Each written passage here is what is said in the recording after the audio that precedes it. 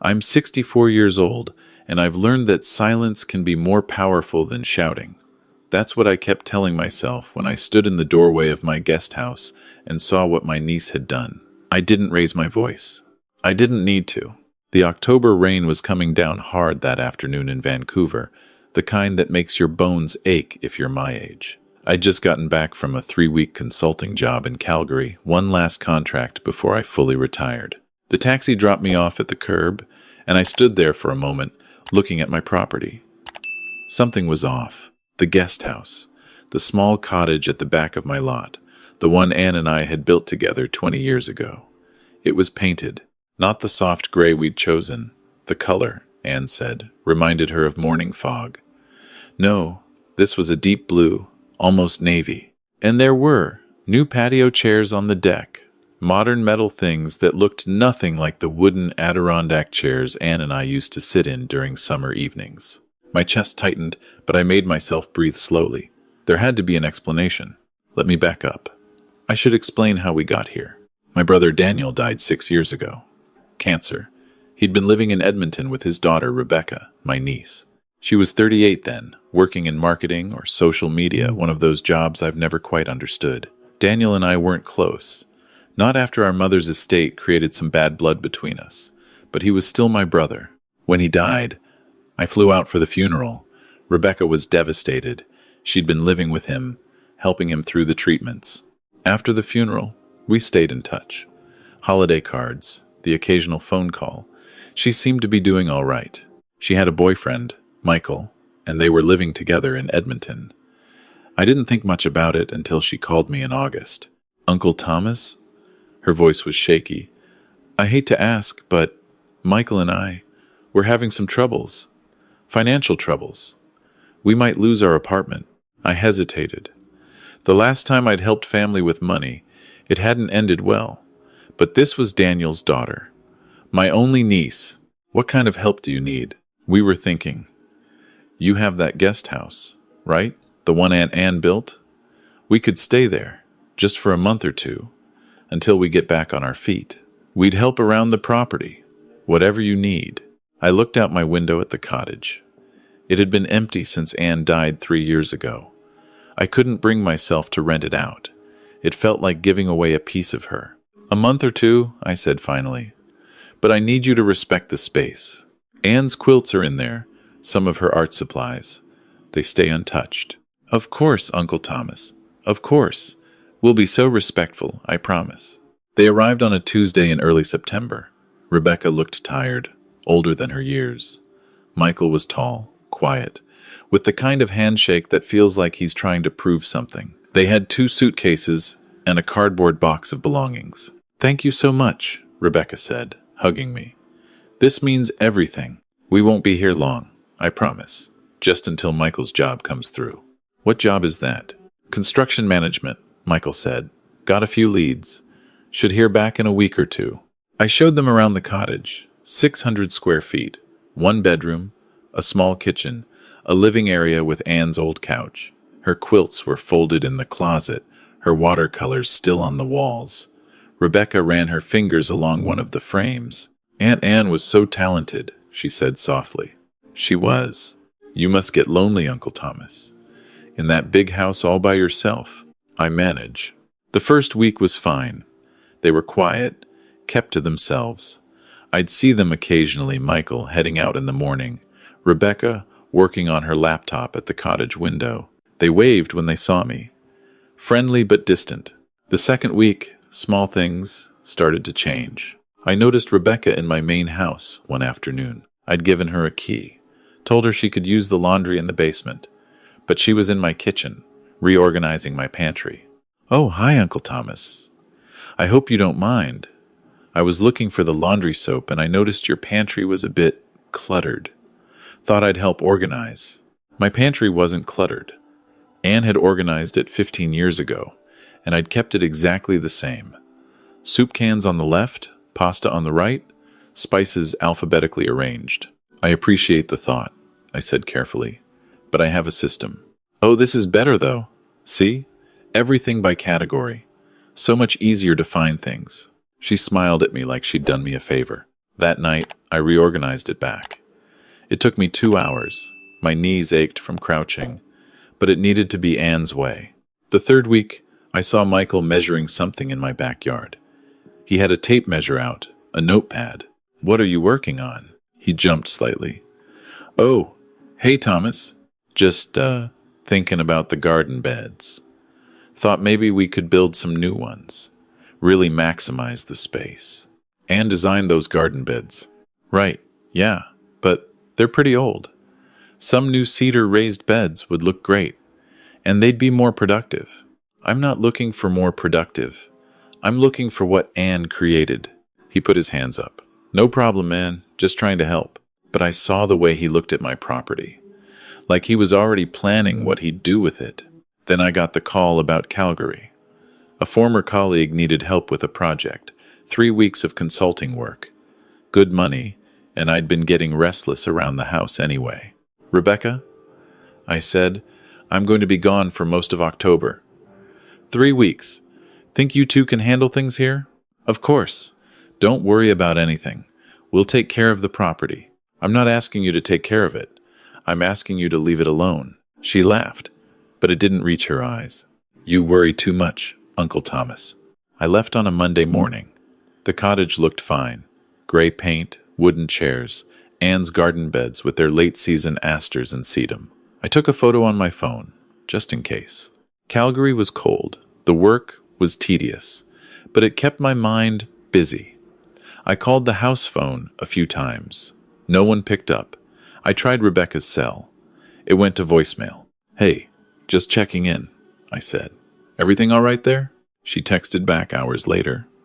"All good. Super busy with work stuff. Talk soon."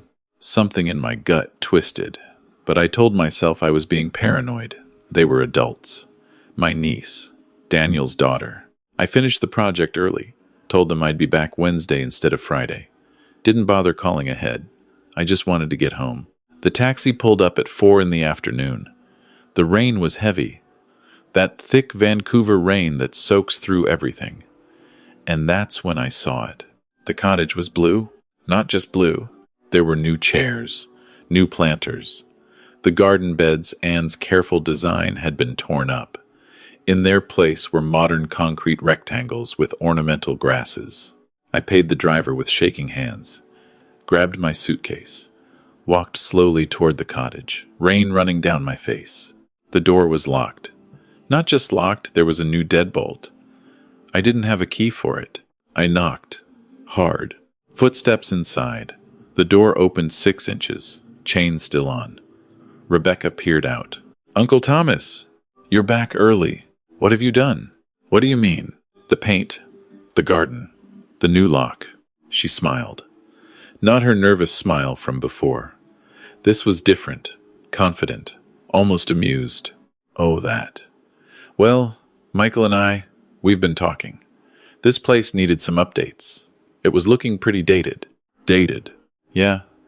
I mean, no offense to Aunt Anne, but that gray was kind of depressing, and those old garden beds were falling apart." My jaw tightened. "Open the door." "Actually, Uncle Thomas, we should probably talk about this properly. Maybe tomorrow? We're right in the middle of something. This is my property. Open the door." She sighed like I was being unreasonable. The chain rattled, and she opened the door fully. The inside was worse. Anne's couch was gone. In its place was a modern sectional, gray fabric, too big for the space. The coffee table we'd bought together at an antique shop in Victoria gone, replaced with a glass and metal thing. "Where's the furniture?" "We moved it out. It was pretty worn, Uncle Thomas.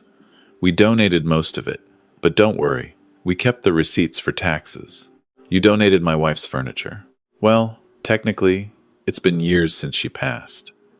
And we're living here now, so we needed to make it work for us." "You're not living here. You're staying here, temporarily." Rebecca exchanged a look with Michael, who'd appeared from the bedroom. He crossed his arms, leaning against the doorframe. "About that," Rebecca said, "we've been doing some research, talking to people, and it turns out, after 60 days of continuous residency, we have tenant rights in British Columbia, which means you can't just kick us out without proper notice." My blood went cold. "You've been here 6 weeks. Almost 8, actually. And we've been receiving mail here. Bank statements, bills, we've established residency. She pulled out her phone, showed me a photo of an envelope. Her name, my address, a visa statement. You changed your address. We live here, she said simply. Of course we changed our address. Where's Anne's quilts? Her paintings? Oh, those. Rebecca waved her hand. They're packed up. In your basement, I think. They were taking up closet space, and we needed room for our things. I turned and walked toward my house. Michael called after me. Thomas, wait. I didn't wait. I went straight to my basement. Found the boxes in the corner. Opened them. Anne's quilts, the ones she'd spent months on. Each one a pattern she'd designed herself. Shoved into boxes. Unfolded. Creased. One of them, the blue and white one she'd made for our 30th anniversary, had a stain. Coffee, maybe? Or wine? I stood there in my basement, holding that quilt, and something broke inside me. Not broke like shattering, broke like ice cracking, cold and sharp. I pulled out my phone, called Jennifer. Jennifer Wang had been Anne's lawyer, handled our wills and estate planning. After Anne died, she'd become a friend. We had coffee sometimes, talked about books, about the city. She was sharp, efficient, and she didn't take anyone's nonsense. Thomas? Everything all right? I need your help. Legal help. What happened? I told her. All of it. When I finished, there was a long silence. Thomas, I'm going to be straight with you. This is going to be complicated. How complicated? They're right about the 60-day thing. If they've established residency, you can't just change the locks. You'll need to go through the residential tenancy branch. That means formal notice, a hearing, potentially months of process. Months? Unless we can prove they obtained residency through fraud or misrepresentation. Did you have any written agreement? No. It was family. I trusted her. Never trust family more than strangers when it comes to property. That's rule 1. What's rule 2? Document everything, which you haven't done, but we can start now. I need you to photograph everything, the changes they made, the damage, everything. And don't touch anything in that cottage, not yet. I spent the next hour taking photos. The blue paint, the destroyed garden beds, the missing furniture. I went back down to the basement, photographed Anne's quilts, the stains, the damage. When I came back upstairs, Rebecca was in my kitchen. Again. Look, Uncle Thomas, I think we got off on the wrong foot. We should talk about this like adults. You destroyed my wife's garden. We improved it. The property value probably went up. I don't care about property value. Well, you should, because Michael and we've been thinking. This is a lot of house for one person. Have you thought about maybe moving into the cottage? It's smaller, easier to maintain at your age.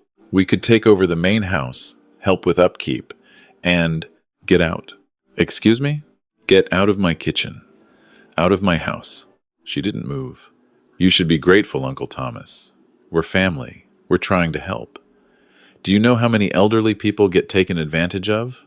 At least with us, you know we have your best interests at heart. My best interests? Yes. I mean, what happens if you fall? If you have a medical emergency, we'd be right here. It just makes sense for us to. You have 72 hours to vacate the premises. She laughed. Actually laughed. That's not how this works. We have tenant rights. You need to give us proper notice, and even then, we can appeal. This could take 6 months, maybe a year. So maybe you should think about making this easier on everyone and just working with us. I walked past her, went to my study, closed the door, called Jennifer back. She's trying to take the main house too. What? I told her what Rebecca had said. Jennifer was quiet for a moment. Thomas, I think there's more going on here. Let me make some calls. In the meantime, don't engage with her. Don't argue, don't threaten, don't do anything. Just document and avoid. That's my house. I know, and we're going to get it back. But we have to be smart about this. That night, I couldn't sleep.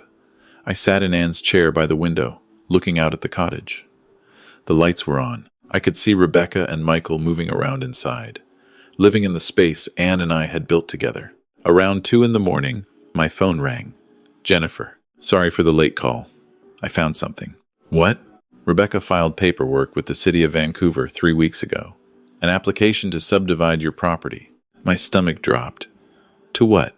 Subdivide. Separate the cottage into its own legal parcel. It's preliminary, but if it went through, the cottage would technically be a separate property. Why would she do that?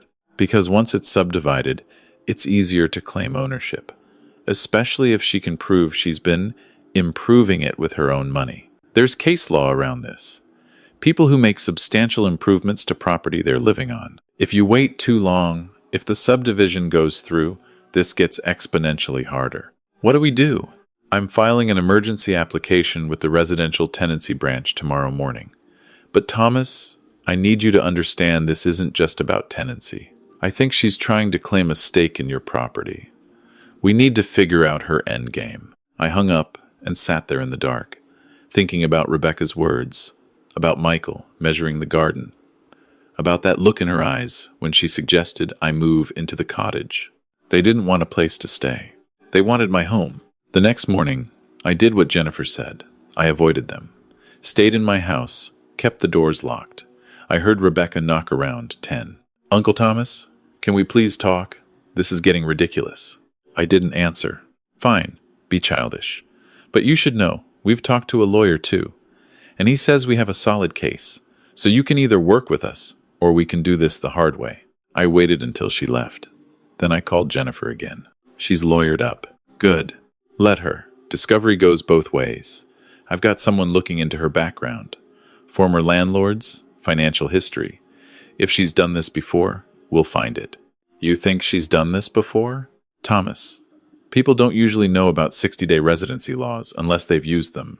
And that subdivision application? That takes research, planning. This wasn't impulsive. The hearing was set for 3 weeks out. In the meantime, I was trapped in my own home, watching strangers live in my wife's cottage. But then Michael knocked on my door. It was late afternoon. Rain again. Always rain in November. He was alone. His face looked different. Tired. Guilty. Thomas, can we talk? Just you and me? I opened the door, but didn't invite him in. I need to show you something. He pulled out his phone. Rebecca's going to kill me for this, but it's not right. None of this is right. He showed me text messages between Rebecca and someone named Darren. The messages went back months before they'd even moved in. Plan is working, one message read. He's old, lonely, trusts me because of Dad. Give it another month and we can start phase 2. What's phase 2? Darren had asked. Get him into the cottage, us into the house. Then wait. Wait for what? For nature to take its course. He's 64, smokes occasionally, overweight, could go any time, and I'm his only living relative. My hands were shaking. There's more, Michael said. He scrolled.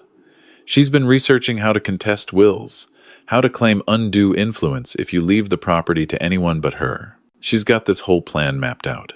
Why are you showing me this? Because I didn't sign up for this. When she said we needed a place to stay, I thought she meant actually stay. I didn't know she was planning to steal your home. And that stuff about you dying. He shook his head. That's sick. I told her I wanted out. She said if I left, if I said anything, she'd tell everyone I was the one behind it all. That I manipulated her. Why should I believe you? Because I'm giving you evidence. Forward these to your lawyer. I'll testify if you need me to. I'm done being part of this. I looked at him. Really looked. He seemed genuine. Scared, but genuine. What happens to you now? I'm leaving tonight. Back to Edmonton. I've got a friend's couch I can crash on. But Thomas, be careful. Rebecca's not going to take this well. He left. I immediately forwarded everything to Jennifer. She called back within 5 minutes. Holy hell. This changes everything. This isn't tenancy dispute. This is fraud. Possibly elder abuse. I'm calling the police. The police? Thomas, she's planning to steal your property and wait for you to die. That's conspiracy to commit fraud at minimum. This is criminal. Things moved quickly after that. The police came that evening. They questioned Rebecca at the cottage. She denied everything, said Michael was lying, that he was bitter about their breakup. But when they checked her laptop with a warrant, Jennifer somehow got pushed through. They found it all. The texts.